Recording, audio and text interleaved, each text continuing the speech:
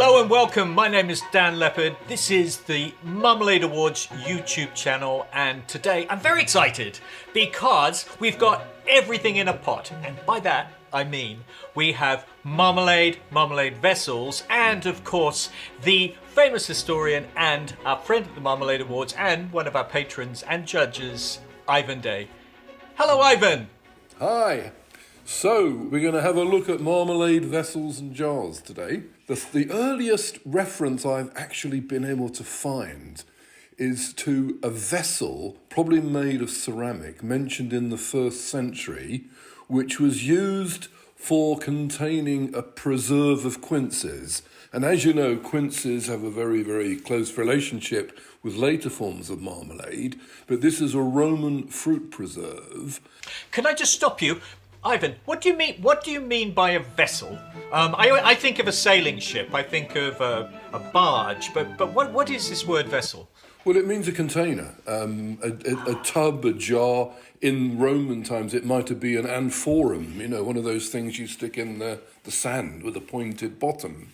But it was almost ceramic, almost certainly ceramic, and it's described by a man called Apicus, who wrote the only Roman cookery book in the 1st century AD. And he makes this quince preserve using something called de frutum, which is concentrated grape juice, really, and also a bit of honey. And the quinces are preserved in this container. We don't know what the container looked like. There may be surviving ones, but they don't have a user manual with them telling them that they were used for making quince preserve. So we don't imagine people holding them up to the light in ancient times to see that golden glow come through them. Well, we're talking about things very different to modern marmalade. There were often pastes and rather dull-looking brown substances that often oxidized. You know, admiring it in the way we do through a glass is something that happens a lot later on. So, for instance, if we move on into the Renaissance, but the medieval and Renaissance period, marmalades are not put in jars, they're preserved in boxes. These boxes are not what we think of as a square oblong type box, like a brick-shaped box. They're round, and they're frequently mentioned in recipes, and there are many, many images of them. I'll just show you, sit by me, I've got this, it's an old copy of an old master painting, and if you just check this out here, can you see? I can. Camembert containers, a little wooden. I was just thinking that. It looks like it's holding a big brown cheese. Now, there's a scary thought. Yeah, and you can see there's a nice knife beside it. Now, if we home in on that, if we go and have a look at the close-up of that image, what we're talking about is a fruit preserve that is contained in a box like that. Nowadays we use these for cheese and also for Turkish delight. They're still with us and they're very ancient. Ivan, that looks incredible. Did you make that? Yeah, this is a Cottoniac. This is an early marmalade. It's a quince, a French recipe from about 1500. And it's just made with water, sugar and quinces. And it's transparent. It's a jelly type Cottoniac. Rather than a thick paste like a membrillo. And this is how it was exported from the south, from Spain, Portugal and Italy and southern France up into northern Europe. So they're really durable, and they were put on board ships and just sent up to northern Europe. And of course, when people started growing quinces in England, they started making this themselves and used boxes as well. A lot of professional confectioners would make these pastes. Not the sort of thing that, you know, working class people could afford. They were aimed at the princely classes, noble households, the gentry, people like that. They're often luxury items because you can get a beautiful one up on the screen, a printed one, which shows a stag, a beautiful stag, which, like this one, is a Cottoniac. It's a jelly. I've got another printed one here. You can see it's printed with a mould a bit like a heart. So that was part of the marketing, to print beautiful designs on them as well. Let me get this right. So we've got this very thick quince paste that is quite fragrant? More than fragrant, because sometimes they perfumed it. Oh, wow. Perfume with animal perfumes like musk and ambergris. Musk, strong scent that comes from a gland from the musk deer, which was native to the Himalayas, and there was a huge trade in it. It was coming from China, from Tibet, and from northern India. Would kill the deer, take this gland out that smelt of. My recollection of musk is pink sweets as a child, musk sticks. So you've got this gland of a deer inside, and then ambergris. What is that? Ambergris is formed in the intestines of the sperm whale, and it swallows cuttlefish, which have got, like squid, which have got that hard, rather sharp internal bone-like structure. And to stop it kind of cutting their insides, they turned it into a soft, waxy substance, which usually stayed in them until they died. And when they died, it was released and it would float to the surface. It's a very valuable commodity. And like musk, it's a perfume fixative. It's got a sweet violet-like smell. And that was also used to perfume marmalades. And there were lots of other perfumes. The most popular one of all was orange flower water or rose water was added too. Well, can I say that at the Marmalade Awards, you judge and I judge, and we have this category, unusual additions. I have never tasted whale and deer in a marmalade. I never have. There's a little bottle there. I don't know if you can see inside, if I can hold it up. Can you see that's about 300 pounds worth of musk. So if I sniff it, it has rather unpleasant sort of pussycat odour, but that actually, when it dissolves in alcohol, it actually becomes very pleasant, but it has to be diluted, it's powerful. Now, this was collected in China in the 1920s, so it's nearly 100 years old. And it became an illegal substance because, the poor musk deer have to be protected. So it's not something that's allowed in modern commerce. But if you can prove that it was bought, I think, between 1973, it's legal. So this is so old. And it's still powerful after 100 years. It still smells fragrant. They talk about it smelling fragrant in Tutankhamun's tomb, where they think they found some perfumes in there in little jars after a few thousand years. So the other one, this is ambergris. Again, this is more like something you might sort of dig out of the garden. It's a sort of again, it's a very small quantity, but it goes a very long way. So, but this wooden box would smell of old mummies, maybe, and encase this incredibly valuable paste of quince, which was one of the early marmalades. Yeah, it's got a lid on top, so, and often they would seal them with wax, and tie them down with cord. And then it was really a luxury gift item. Often you find that these are being given as gifts, particularly in England on New Year's Day, with this luxurious import from the sunny south of Europe comes up into the grey north. And it's often a gift. And just think about it, in an English winter like this one we're having now, what a treat it is to taste the sunshine of the southern quince orchards. Of course, oranges come into this too. We get orange marmalade in the late 16th century, and it was made in exactly the same way, into a thick paste and imported, from the south. We could grow quince trees here. So quinces were made in Britain. The quinces were made into marmalade. Unfortunately, we couldn't really grow oranges at first. We did later on in the 17th and 18th century. We could grow our own. And a lot of the big country houses had them. And they would make orange marmalades from their own oranges. But we only, would get it from the south. So basically, boxes was one way of doing it. And frequently they contained rather beautiful marmalades that had been printed with a design.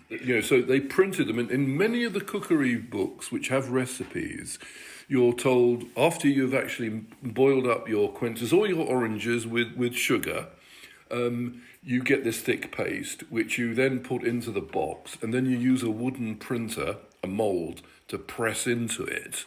You usually either have to wet the mould with water. Some people tell you to oil it. Others just dusted it with powdered sugar and that will release from the press. It's very difficult to do, but it's very impressive. You think of modern marmalade as something you could not print a design on because it's like a jelly. So it's part of the actual culture of selling it as making it look very beautiful and smelling very beautiful. So this is really something for a very high stratum of society. Now, of course, a lot of English women, particularly during the early 17th century, wanted to learn how to make these themselves because we were importing fresh oranges from Spain. As well as growing our own quinces. So you get little books that start to give you recipes. And one of my favourites is a wonderful book written by a man called John Murrel. And it's called A Daily Exercise for Ladies and Gentlewomen. And you can see the beautifully printed title page there with a list of the confectionery. It's not a cookery book, it's a making confectionery. And it lists marmalades on the title page there. And you can see also a recipe page, and it mentions at the end of the first one at the top of the page that when you finish making it, you make it in a thing called a posnet, a kind of saucepan. You then put it into the box, and you can either print it. In some of the recipes, they tell you to print it in the box. And he even sold the moulds from the publisher used to sell the moulds to print these from a little shop in St Dunstans churchyard in London. So we're talking about the reign of James I here. And there's loads of recipes for marmalades and other related things, which were all made in boxes. No one put them in jars at this period. So I love the description in the recipe to make a rough red marmalade. I just sounds so evocative and amazing. As red as ruby, It's red as rubies. As red as rubies, which is great. Because, of course, Quince marmalade will make a wonderful sort of cornelian type colour. But perhaps the most elegant of all marmalade containers is one that was published in about 1600 in a wonderful cookery book called Delights for Ladies. Again, it was addressing ladies who wanted to make these luxury foods at home. And you can see there the recipe, which has got next to it the finished product, which are lots of little oranges, little Seville oranges, that are filled with marmalade. So you candy the actual orange. So this one is about 3 or 4 years old, and so it's preserved in syrup, and then the sugar crystallizes. And can you see the sugar on the surface, which is rime frost? Okay, now contained in that preserved peel are more Seville oranges that have been boiled up to make not a modern marmalade but a thick paste. Now, what I'm going to try and do, I don't know whether it's possible, but I'm going to move the lens of the camera down a bit, and I'm going to see if I can cut it on the table. Can you see that okay there? Yes, I can. And I'm actually using a knife. This is an actual Tudor knife that we've got here. If I hold it up to the... Beautiful. It's got a woman, that's her face there, look, can you see the... Yes, in profile. Made of ivory. So what I'm going to do is I'm going to cut this, if I can, with a Tudor knife, okay, from about 1580. And as you can see, there is the inside, okay? Wow. How amazing. I mean, I remember as a child, I was always fascinated when you go to an Italian restaurant and you get the ice creams that would be served in a coconut shell, or the lemon one, or the lemons in a lemon. And this is marmalade inside an orange. Just incredible. Now, what I'm going to do is I've actually showing how this was eaten as well. So what I've done is I've got the peel there, okay, the casing, and I've got a little bit of the marmalade, which you can see there, okay? Yes. Now, how did they eat it? Well, let's show you how they did that, because what I've got here, this is what's called a trencher, a sweetmeat trencher, and it's a little wooden plate, flat plate. Right. And of course, this is incredibly sticky, all right?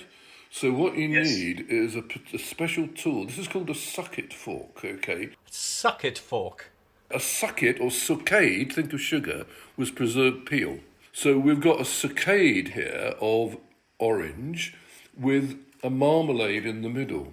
And to stop my little Tudor or early Jacobean pinkies from getting sticky, whoops, I dropped it on my laptop. That's not a good start.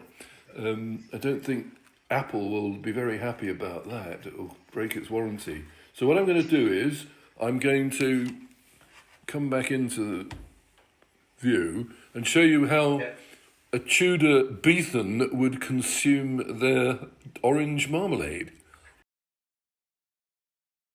It's superb. Wow. Absolutely superb. So there we have it.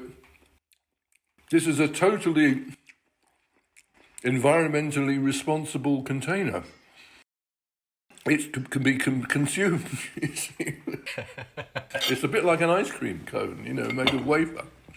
Yes. Oh, incredible. So there's a sucket fork. Right. That's a silver one, beautiful silver one. Beautiful. And just so incredible that the orange is candied and then has this almost sort of puree of tart, bitter orange inside. Yeah, well, it's Seville orange, so it's got a nice bitter quality to it. I made that 2.5 years ago. Wow. So basically, you've got a perfect way of preserving things, and it's been just sitting inside a box, and it hasn't dried out. The peel on the outside is slightly crystallized, but it's still moist. But the heart of the wonderful marmalade orange is as succulent and as juicy as you could imagine, with that wonderful bittersweet flavour. So there is a recipe from 1600. Not only have I shown you how it was made, but also how you actually devoured it, right? Okay. What about things that we're more familiar with, like glass jars and stone jars? I mean, quite a few of you might have antique marmalade pots knocking around, probably for keeping your paintbrushes or your pens in, But so what happens there? Well, these weren't called jars in England. They were called galley pots, which is a fantastically interesting word because, remember, these preserved fruits are mainly coming from southern Europe. So how do they get here? They get here by ship. They come by galley. So these pots were the way in which the southern manufacturers of these goods would send them up to the north in ships. So basically, a galley pot is a pot that was for export-import and came by sea. But it's really interesting because in Holland, galley pots were called krak porcelain. Krak is a Dutch word which means a particular vessel. For instance, in Greece, there's a vessel called a kaike, and it's the same word. So what they were talking about, though, were porcelain galley pots, which came from China, because the Dutch were importing things like this. This is a 17th century Chinese pot, and it didn't contain marmalade. It contained preserved ginger. It's a ginger jar.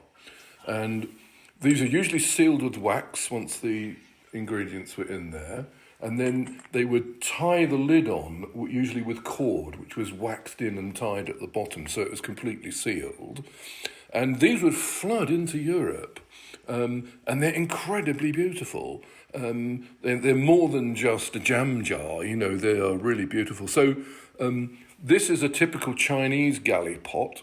And that would have had ginger inside it? Preserved ginger. If you think of the crystallised ginger that's in a syrup, that's basically what it was designed for. So, there's a liquid element to this, so it's got to be really well sealed in, thus the wax seal and tying it down so the lid doesn't come off.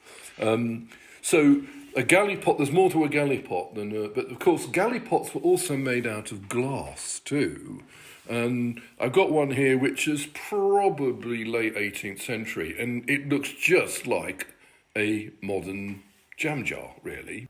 Wow. And tell me, it has a rim around the top. What's that about? Well, I've got an image for you here. You've got a picture of a woman in a sweetie shop And she, right behind her head, you can actually see a pot. Can you see there's a glass pot? There are others on the shelves too. It's much more utilitarian than the beautiful Chinese porcelain one. But in order to seal these, they didn't have a lid. They would first of all put the preserve in it, marmalade if you like, and by the time that this engraving was done in about 1700, marmalade has changed from being a paste to the much more jelly-like preserve that we're familiar with nowadays. And what they did was, to stop any mould or any other infection getting in, they'd cut a little circle of paper out, dip it in alcohol, put it on top of the marmalade, and then they'd stretch over that, sometimes a bit of pig's bladder as a seal over the top. And the little rim that you see on the galley pot at the top here is for tying the string round so that you can tightly get that covering over. And sometimes they also used parchment, if you think about parchment, or vellum would be tied over, or what is described as soft leather was used. And actually, in the text next to our confectionery vendor there, you can actually see at the bottom there telling you to put the paper over and to either tie on some parchment or soft leather to seal it. Right, okay, yes. Jam jar lids, because you need something that, nowadays we have a nice screw-on lid. And they couldn't make a screw-on lid to screw on a glass jar. We have a metal lid now. At some point in the probably late 18th, early 19th century, one or two manufacturers started producing these amazing things for treacle, black treacle, molasses. Wow. And it's got a lid that screws on, which is an ingenious bit of ceramic artistry to do that. Because, this stuff shrinks in the kiln, and to get that to fit is like a miracle. And that's one of the first screw-on lids that we ever get. And then during the 19th century, various American manufacturers, I think there's a man called Mr. Mason who invents a screw-on metal lid that will go onto a jar. So you've kind of arrived at the modern marmalade jar via, cracked porcelain and galley pots. And before that, wooden boxes. So, some of these galley pots, which were made of glass, were being produced by the various glassworks in this country, in Britain. And there's a nice image you've got there of a bunch of soldiers in a confectionery shop, at the time of Georg III, late 18th century. It's engraved by the famous satirical cartoonist Gilray. And if you look, you can see the window of the confectionery shop's got various things displayed. And in one of the window panes at the top, you can see a crystallized pear hanging by a string. But just below it are three little jars, which I think are probably marmalade. Can you see little squat galley pots? So this is a very early image of, what does become the marmalade jar as we move on. These jars are the ancestor, really, of these beautiful transfer printed jars that marmalade is sold in the 19th century. So, for instance, I know somewhere behind you, I can see it over your shoulder, you've got, from Dundee, a Keeler. True. It says, James Keeler and Sons Dundee Marmalade, only prize medal for marmalade, London, 1862. That was the international exhibition. They won this prize, and it was quite common throughout the Victorian period for companies that made all sorts of foodstuffs to get these medals. But you can see a close-up of what those jars look like, and you can see that the quality of the printing is amazing. It's really beautiful, The only problem with these stoneware jars that were the most common way of selling the commodity in the 19th century is you couldn't see it. The beauty of the marmalade was invisible. And gradually, as glass has become a much easier thing to mass produce, these stone jars are now fossils. They're just extinct. You've got one behind you, but very few people would put their marmalade in it because you basically want to see the beauty of this extraordinary substance with all of its colour and translucency. So the glassware, and it was being used a lot in the 18th century, and even in the 17th century, they wanted to admire the colour of these preserves. I think possibly the stone ones were much cheaper to produce in the 19th century than glassware. So they took over, but now with modern mass production, we can shoot out jam jars by the billion, and they're very cheap, and they're disposable now. In the old days, you could send them back and have a deposit on them, you know. So, I mean, to end this story, really, I mean, it's a story of luxury because marmalade originally was just for the upper classes. Particularly during the 19th century, as sugar became cheaper and it was easier to import oranges, it got democratized and a lot of people were mass producing marmalade, like the Keeler families, but lots of others. And you know, the final sort of nod to it as a luxury item came a few years ago, and I think you remember this. The famous company of Jewers produced what they called the most expensive marmalade in the world, which they retailed at £5,000 a jar. And it was in a crystal glass jar, which was engraved with the company name. I think it was to celebrate an anniversary, 125 years, was it, I think? Dewars is one of Britain's oldest marmalade producers and have incredibly stayed in business and still produce excellent marmalade today. It's incredible, though. It's gone from being this high class to some extent, a working class, and then back to a high class spread. Ivan Day, thank you so much. You've been, as always, a joy to talk to, and I'm just so impressed and inspired by everything. Great. Thanks, Dan. Thank you. And thank you. And if you're watching, remember to subscribe using the button down below, and then you'll get all the information about our upcoming videos. Take care.